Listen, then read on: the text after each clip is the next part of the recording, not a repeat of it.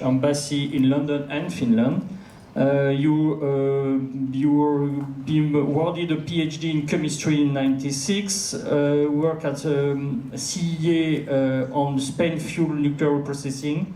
And then you were involved with Areva in the Ronkasho-Mura Japanese project, which is, by the way, still ongoing. And then you were appointed as consular at the French embassy in Tokyo and then Beijing. So, Pierre, if the floor is yours. Merci, thank you, Yves. So I will just make a few brief comments or statement, a little bit about the French energy policy, its implication and consequences on the European level, and reiterate a little bit our vision for the future. So it was said yesterday that our goal is to have move from 23% to 40%, that is the target of variable renewable energy in 2030, and in order to accommodate that, the goal is to decrease the nuclear part of the electricity, which is 75, give or take a couple of percent, 75% to 50% by 2035. So I just want to make it clear, because I travel in, sometimes in Finland and in UK, or also I hear some people from other countries. France is not phasing out nuclear. This is very clear. We are just re-equilibrating our mix, a bit more variable renewable energy and a bit less of nuclear. So second point is that we will have some NPP that will be closed in the future. So EDF is still working on that and will propose some closure in the future, but it will be in the 2025, 7, 8, 30 something. Well, we'll see. In the low 30s or late 20s. So one point I want to make clear also is that these closure will be planned according to many parameters. One is very important: stability of the grid. So it is clear that we will not close nuclear power plant if it has, as a consequence, a grid that is less stable at the French level, but also at the European level. And also our president make it clear that we will not close a nuclear power plant if it is to build a thermal, coal or oil-fired power plant. We will not do that. So I just wanted to make clear that. Another point I wanted to tell you is that, France, of course, we have our own grid, our own system, but we are inside the European grid. We are exporting massively electricity to our neighbors, so UK, Belgium, Germany, Switzerland, Spain, Italy. To give you an idea, we are exporting more or less 10% of our production, a little bit more. We produce, I think, 500 and something terawatt-hour, and typically the production, the exports are like 50, 60, something like that. So I would say that we are an interesting actor in the European grid as stability is concerned, because of course we import what is produced mostly by nuclear and a bit of hydro and less renewable. I was talking about our vision. Our vision is very clear for the future. It's nuclear plus renewable. Nuclear is and will be the base load of our dispatchable production, and then this base load can accommodate variable renewable energy. And I think you mentioned that this yesterday, but yes, we do in France. I mean, EDF does in France since a long time. Load follow, and then just to give you an idea, in 30 minutes, so you said about 1 gigawatt, if you make times 15 or 20, because it's possible, in 30 minutes in France, you can put on the grid 20 gigawatt of power in 30 minutes. That is a huge amount of power. If you take, I think it's the 1300 megawatt that we can adjust and so on. So this is really, nuclear is really important for the complementarity with variable renewable energy. Last point that I wanted to make is that the EPR for us is really a European reactor. First, historically, because it was a mix of German technology and French technology. But most important is that now the EPR is being built here in Finland, in France, and in UK. So we will have a family of EPR, which will allow all the operators, EDF Energy, TVO, to exchange and to benefit from the recs of. Yes, yeah, I mean, I'm focusing a little bit on Europe. Of course, I should add the two, Taishan 1 and Taishan 2, but it's China. Of course, it will be in the family, but they are part of the family, of course. But in Europe, you will have also these 4 reactors, maybe more in the future, we'll see. But this is very important to have China and Europe discussing all together all the operators in order to optimize the operation of this EPR, which is a truly European reactor. This is the end of my small remarks for the moment. Thank you, Yves. Thank you, Pierre-Yves. Taxonomy. Rings a bell to you?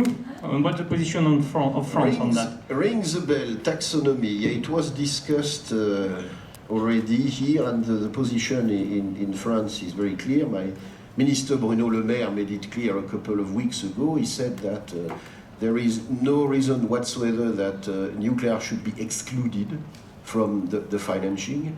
You know, if you study a little bit taxonomy, okay, so first it should prove that it's good for the climate. I think we are all here convinced that nuclear does not emit CO2 and is a very important tool for fighting climate change.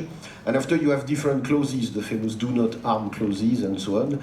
And also, I think Finland is a good example that, of course, people say nuclear produces nuclear waste. Yes, of course.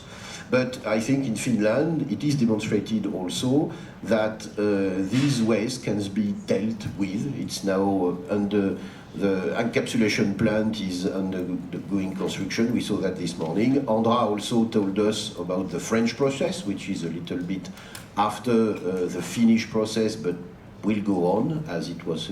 So the waste is an issue, yes, but it's being dealt with. So yeah, position of France is clear for taxonomy. I mean, we want nuclear to be included. It should be technology neutral. If a technology can help fight global warming and nuclear can, it should be not excluded from taxonomy. Very good. Merci. So now I turn to Isabelle Boucher. So Isabelle, she's the Chief Marketing Officer at EDF, in particular on the nuclear new build project. And formally you have an I would say long experience at Areva, in particular on the first fuel cycle project, and then some marketing key account management in the past. So now, Isabelle, the floor is yours. Thank you, Yves, and thank you for inviting EDF to join this discussion. I just have a few slides because I think that when we talk about stakeholders, institutions, and producers, it is important to show and illustrate, to have the ability to have the pedagogy around nuclear. So I will start with one topic, the next one, which is the one you know all by heart. This is just coming from Electricity Map. I think this is a very good application because it shows at any time how electricity is produced and demonstrating that you can have different mix and you can have different results in CO2 emissions. So, of course, France is in green, and also countries from Northern Europe. But I would like to show you at that time, that was last Saturday or Sunday, as Pierre-Yves was mentioning, France was exporting. So this is important for France to be part of a European network, but we also see that when we have to provide visibility, we want to invest in new capacity system, we need to have a price and have a business plan. And if we have a lot of uncertainties on what will be the price in the future, it means that we don't necessarily have the visibility for the business case and the investment. So this shows you also that Spain with renewable and nuclear is doing well. And you can also have a lot of renewable capacity or promoting renewable capacity and not such good results as we see with Germany.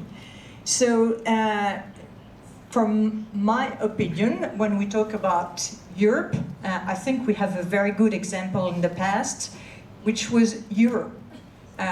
Some countries decided to go for one currency.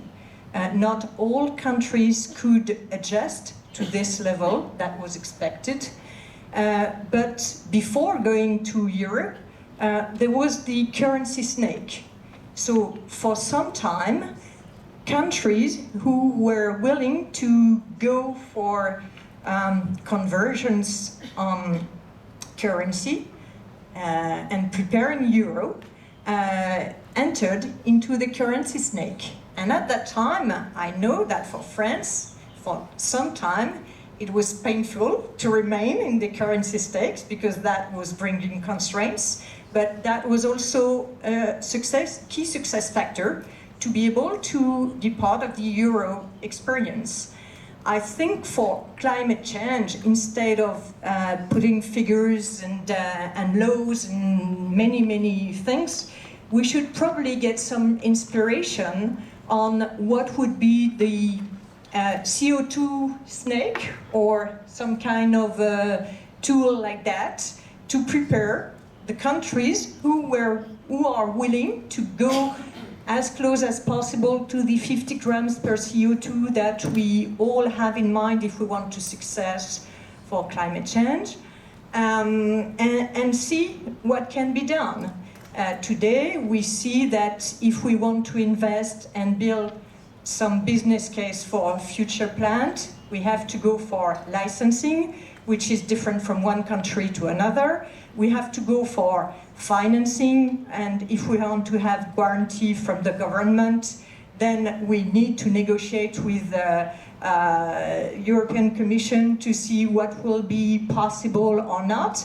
And all of this is time and time after time.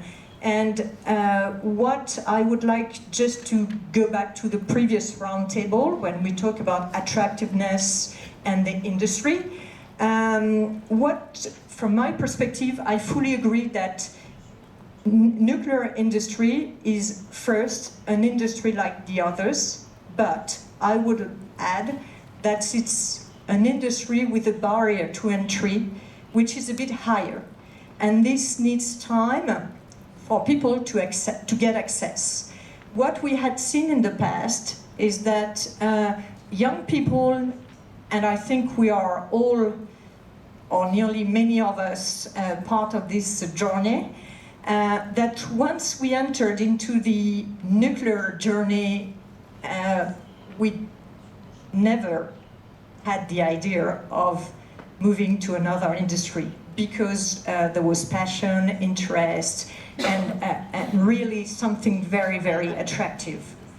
Today, when you listen to young people, some start with nuclear, so we managed to attract some young people, but some leave for other industries. Why? Because they are fed up with redoing the same work, because there are questions and questions about what is the demonstration for this and this and this, so we don't have the harmonization and regulation that we should have.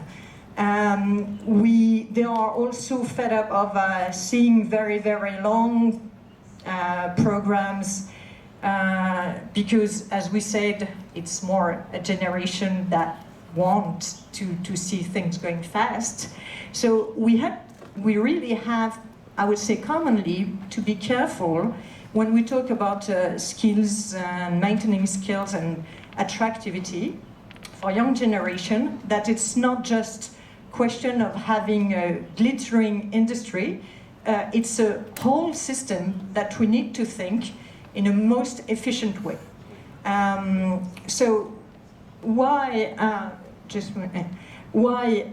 we believe that it's important to keep nuclear at a significant level, and I take the opportunity to say that I fully agree that at a European level, solidarity should be implemented. So we cannot have 50% nuclear generation in all European countries. But I think that what we see is that if you are able to provide some clean, affordable, and dispatchable electricity, such as nuclear, then you need to keep a minimum level. Because what we see, what was presented by Michel this morning, is that scenarios with 100% renewable will be very, very costly. So is it where we want, as European citizens, to put our money, as we could have the opportunity to spend it differently because we have a solution which is not that expensive, using nuclear? This is a question, and I think that from that perspective, Energiewende 2 will at some time have been, or will demonstrate that it was a huge amount of money for a return, which is probably not what was expected in terms of employments, because you see now that they have been losing employment in nuclear industry. Okay, that's fine. They don't have the level of unemployment that we do have in France, so it's good for them, but they are losing employment in renewable also. So question is, what do we want? And I think that the presentation about the social model we do want for Europe, taking into account climate change, is a very, very good approach and a very good question. So now I just would like to see that Pierre-Yves mentioned the EPR honors group and the maximum, I would say, gathering or sharing information we can have within Europe. I just would like to show briefly that we are developing a range of reactors, large, middle, and small reactors, with the same approach, and trying to develop some synergies for the industry and affordable electricity. So in terms of advantages, we hear, and we have heard for those 2 days, that a lot of hope is put on SMRs, because we believe that it could be a way of shortening time to market for reactors, and so going back to attractivity, it could also contribute to some innovation. But the fundamental principles remain the same. So clean, affordable, and dispatchable electricity through all these range of reactors. And just to finish a few words, I would like to go then to the event WNE, which will be held in June 2020 in Paris. Why I mention this is just because it will be the 4th edition, and what we have seen over second but even more during the 3rd edition is that all countries, or even all French politics, who came to this event and saw number of industries, small, specialized, many different specialties, have realized, oh, that is nuclear industry.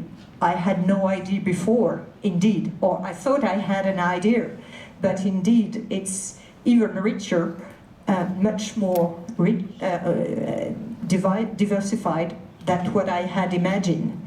So this is not just to call for visiting this event, but really we have seen in the eyes of our interlocutors that it really changed their views. So a way of discussing with stakeholders is come and see by yourself.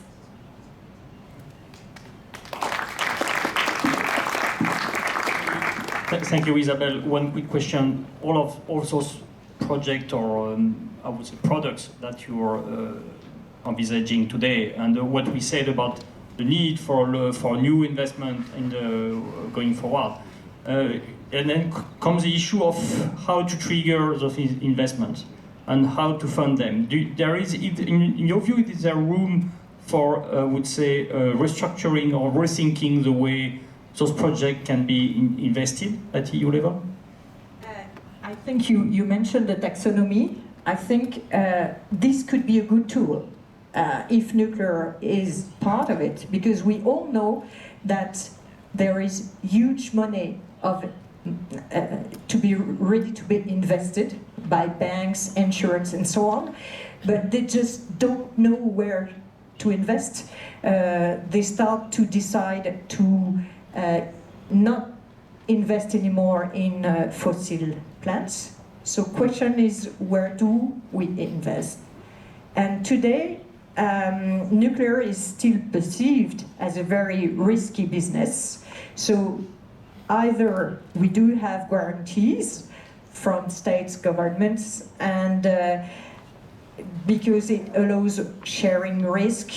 We have seen in the UK that Contract for Difference was providing visibility for the business case, but then you had high rates of investment and significant amount of money to provide the revenues for the entity bearing the risk.